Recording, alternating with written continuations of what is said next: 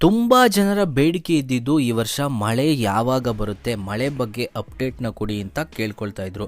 So ಅದಕ್ಕೋಸ್ಕರನೇ ಈ ವಿಡಿಯೋನ ಮಾಡ್ತಾ ಇದ್ದೀವಿ. ಮುಂಗಾರು ಮಳೆಯ ಬಗ್ಗೆ ಕಂಪ್ಲೀಟ್ ಮಾಹಿತಿಯನ್ನು ಕೊಡ್ತಾ ಇದ್ದೀನಿ ನೋಡಿ. ಈ ಸಲ 2026ರಲ್ಲಿ ಮುಂಗಾರು ಮಳೆ ಕೇರಳವನ್ನು ಪ್ರವೇಶ ಮಾಡುವಂತಹ ಸಾಧ್ಯತೆ ನಿರೀಕ್ಷೆಗಿಂತ ಬೇಗ ಭಾರತವನ್ನು ತಲುಪುತ್ತೆ ಅಂತ ಹೇಳಲಾಗ್ತಾ ಇದೆ. ಈಗಾಗಲೇ ಮಾನ್ಸೂನ್ ಮಾರುತಗಳು ಅಂಡಮಾನ್ ಮತ್ತು ನಿಕೋಬಾರ್ ದ್ವೀಪಗಳನ್ನು ತಲುಪಿದ್ದು ಇದೇ ಮೇ 26ರ ಹೊತ್ತಿಗೆ ಕೇರಳವನ್ನು ಕೂಡ ಪ್ರವೇಶಿಸುವ ಸಾಧ್ಯತೆ ಇದೆ. ಅದಾದ ನಂತರ ಮುಂದಿನ 4-5 ದಿನಗಳಲ್ಲಿ ಕರ್ನಾಟಕವನ್ನು ಪ್ರವೇಶಿಸಿ ಜುಲೈ ಮೊದಲ ವಾರದೊಳಗೆ ಇಡೀ ದೇಶವನ್ನು ಆವರಿಸಿಕೊಳ್ಳಲಿದೆ. ಇನ್ನು ಮಳೆಯ ಪ್ರಮಾಣ ಯಾವ ರೀತಿ ಇರುತ್ತೆ?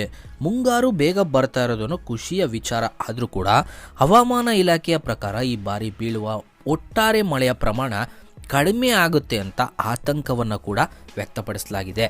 ಭಾರತದಲ್ಲಿ ಮಾನ್ಸೂನ್ ಅವಧಿ ಅಂತಂದರೆ ಜೂನ್ನಿಂದ ಸೆಪ್ಟೆಂಬರ್ ಸರಾಸರಿ ಮಳೆ 87 ಸೆಂಟಿಮೀಟರ್ ಬೀಳುವಂತಹ ಸಾಧ್ಯತೆ ಇತ್ತು. ಆದರೆ ಈ ಬಾರಿ 80 ಸೆಂಟಿಮೀಟರ್ ಮಳೆಯಾಗುತ್ತೆ ಅಂತ ನಿರೀಕ್ಷೆಯನ್ನು ಮಾಡಲಾಗಿದ್ದು 7 ಸೆಂಟಿಮೀಟರ್ ಮಳೆ ಕೊರತೆಯಾಗುವಂತಹ ಸಾಧ್ಯತೆ ಇದೆ ಅಂತ ಕೂಡ ಹೇಳಲಾಗ್ತಾ ಇದೆ.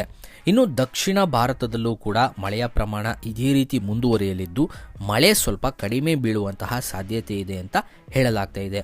ಕೇರಳದ ಕೆಲವು ಜಿಲ್ಲೆಗಳಲ್ಲಿ ಯೆಲ್ಲೋ ಅಲರ್ಟನ್ನು ಘೋಷಣೆ ಮಾಡಲಾಗಿದೆ. ಬೆಂಗಳೂರು ಸೇರಿದಂತೆ ಎಲ್ಲ ಕಡೆಗಳಲ್ಲೂ ಕೂಡ ಸ್ವಲ್ಪ ಮಳೆಯ ಅಭಾವ ಮುಂದುವರಿಯುತ್ತೆ.